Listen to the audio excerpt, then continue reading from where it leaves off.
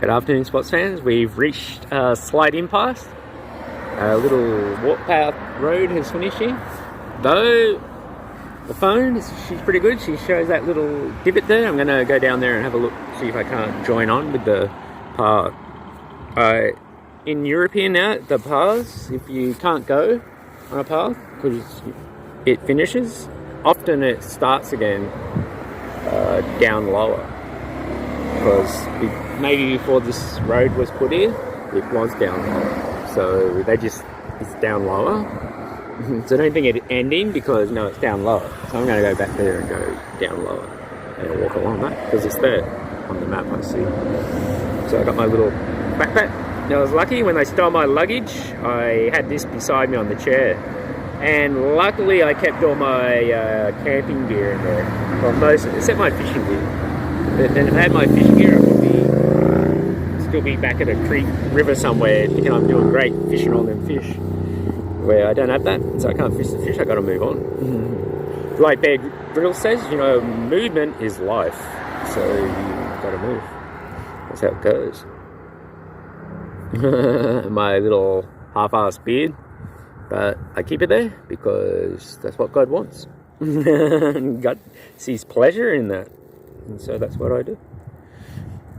So everything's fucking great, man. Look, this is easy for me, right? This is easy. In the Northern Territory, it was 64 kilometres to march into town, get some groceries, and march back to my bloody camp by the river. The crocodiles. And the bloody snakes. The black ones and the bugs and centipedes in Northern Territory are like crabs. They are gigantic. They're like thicker than my thumb. And they live in holes in the ground. And they come out and crawl on the road.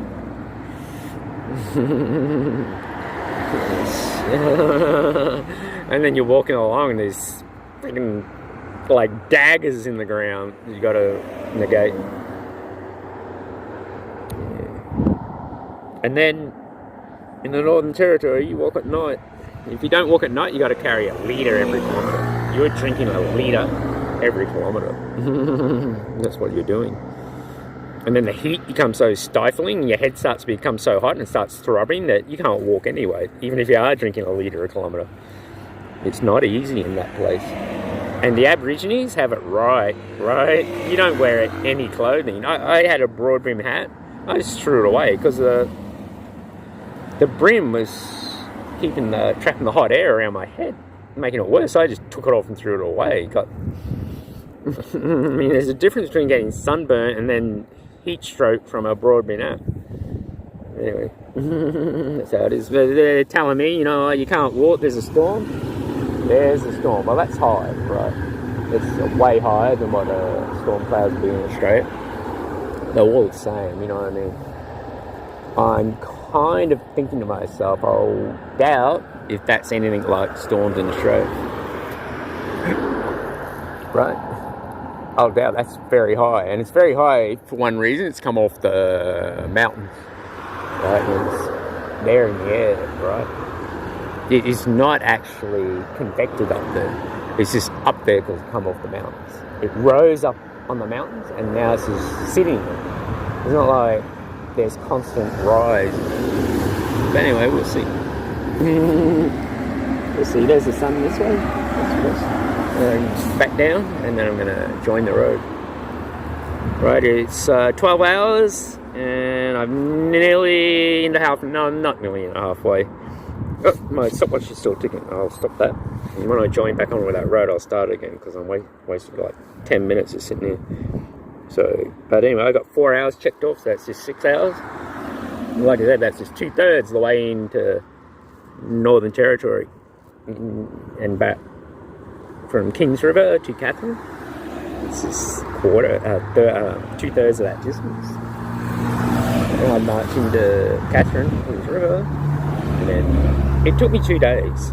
But I noticed outside the airbase, England, that there was this rock formation and it was split in the middle. The whole rock was split in the middle, and it was like maybe 2.5 feet wide, and I'd just sit in there with my groceries. And when the sun come up, I'd just sit in there all day till the afternoon when the sun went down, and then I'd walk off again. But it was really cool. And then that night I made it back in my camp. But it's 32 into Catherine and 32 back, 64. But here it's too easy. It's too easy. It's too easy. I don't think people realise. See, there's a black car there. Everyone knows black cars. I don't know why, but he's going down there. I'm going to go down there and have a look. And then I'm walking out that way, of course, to the west. You can see the sun. Sunset's in the west for everyone. That's what I'm doing. It's just going to be too easy. And then I'm home, brother. Then I'm home to Ireland, my friend. I don't know whether they like me there or not.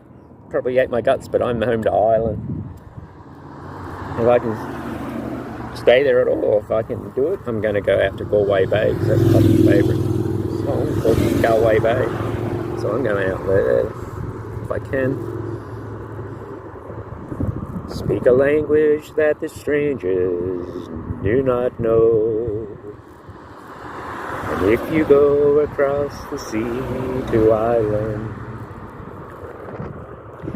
and even at the closing, you know what it turns out, closing of your day, you can sit out on the fields at Colletta and watch the moon go down on Galway Bay.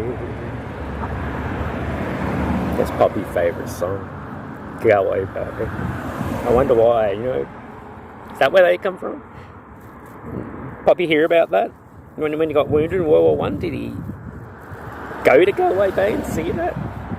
It was beautiful to him? I'm sure it would have been. I imagine Poppy was a great guy. Like, when Mum said that to me, that my auntie Mari married this guy and he was a bit strange and he was going to come round and see him, you know, and a bit worried about that. And Poppy said he can march up to that top step and I'll knock him down to the bottom. I nearly fell over flat on my face when Poppy said that. Flat on my face.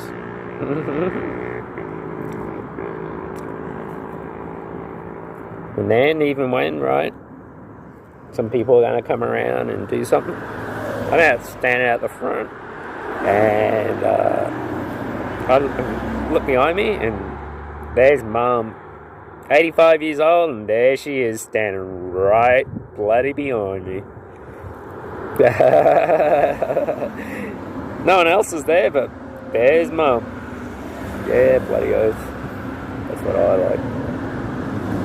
I like, you know, someone's got your back. I don't like them bloody people. You think they got your back, and they should, and you turn around and they're not even fucking there. Fucking nicked off. But anyway, that's how it is. And that's where I'm going, mate. I'm marching. I'm floating in there. It's just too easy for me. I'm floating in there. I can't wait to get on that fucking plane. I don't care if it even crashes. I'm like Pamela Travers. And I said the exact same thing when I got on the plane to go to the Philippines. They put me in between two totally drunk guys, and they were totally drunk. One of them got up, the female pilot got in that pilot rest thing, and he got up thinking it was a toilet, and he undone his pants and he was going to pee on the door. That's how drunk he was. And I was sitting between two of them. They started fighting with each other. I'm having to keep the peace for the whole 7 hours. And even before I sit down and I see the situation that I'm in, and I said, I hope this plane crashes. I actually, word for word, what Pamela Travers said in the movie Saving Mr. Banks. Word for word. I hope this plane crashes.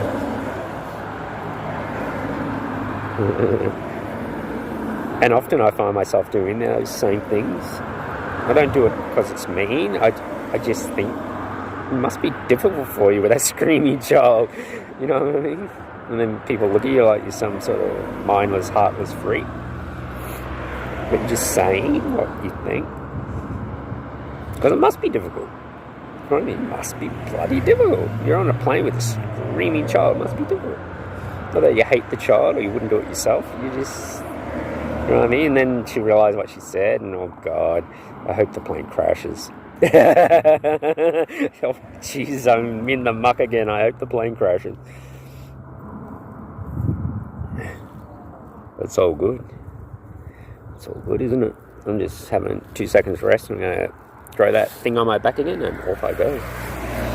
Off I go. Yeah, it was really funny, because I was going to book a flight direct to London. And I said, like Pamela Travers, I'm there. I bet when I look at this flight, I'm $1 short. I look at the price of the flight direct to London, the cheapest one that I can buy, and I'm $1 short. And I thought, what can I do? And then I kind of like had visions. Once the family had to book tickets down to Newcastle, see Newcastle Knights play, and it was said, you know, by someone in the family, oh, we can't go. It's all booked out. Everyone wants to go, and they're all booked out. And then my family member goes, I'll get the tickets. In there, 5 minutes later, I got the tickets. And what it was, it went from the Gold Coast, because no one's going from the Gold Coast to there. So there was tickets available, and we drove down there, and we were sitting there that night. Same with me. I said, well, I'll fucking fly from here to Dublin, man. I look at Dublin, it's half the price, and bang, I'd buy it. And then I think, what do you mean? Maybe it's meant to be. Maybe it's meant to be. I don't know. And I even said to myself, I wouldn't even care if the Irish people said, we hate your guts, we're going to take you out the back and shoot you. Well, take me out the back and shoot me. Take me out the back and shoot me. At least I die where I'm supposed to be.